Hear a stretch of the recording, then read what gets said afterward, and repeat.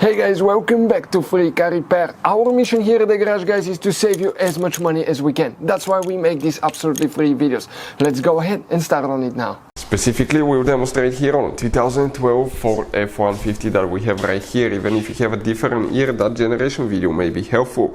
You guys have two fuse boxes. One is right under the hood, above the radiator, guys, on your Ford F-150, but we don't need this one. We need the one that's inside the vehicle that's, excuse me, known as a body control module fuse box.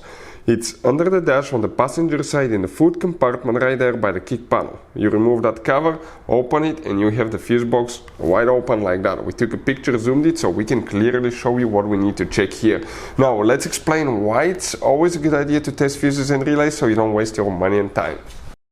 So let me explain why it's super important, guys, to test fuses. Fuses, not often you can see if they're burnt or they're good. Sometimes they may seem perfectly fine, you think it's a good fuse, you put it back in and you end up spending money and time on parts and problems that do not exist, guys, when all you had to do, test your fuse, find out it's bad, replace it, fix your problem. So we will have a video how to test a fuse, okay, different kinds of fuses, and how to test relays, guys. We're going to put the link in the description of the video below specifically to that video. Please check it out.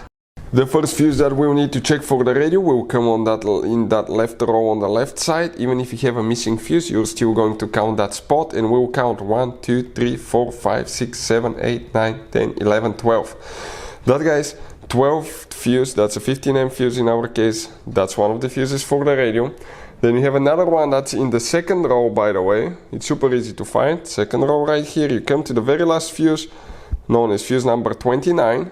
That 20 amp fuse will need to be checked. And then we have just one more after that, which is known as fuse number 38 in that third row right here. From bottom to top, the second fuse, that 10 amp fuse, that's the one that you need to check. So this, and this fuse. Hey guys, hopefully the video was helpful. If you have any questions, don't hesitate to let us know. Leave a comment below. We'll try to make a video for your specific problem. Like, subscribe, comment, let us know what you think. And guys, by the way, we have more than 19,000 free repair videos on our YouTube channels, videos that can save you thousands of dollars in repairs. Thank you for watching and see you next time.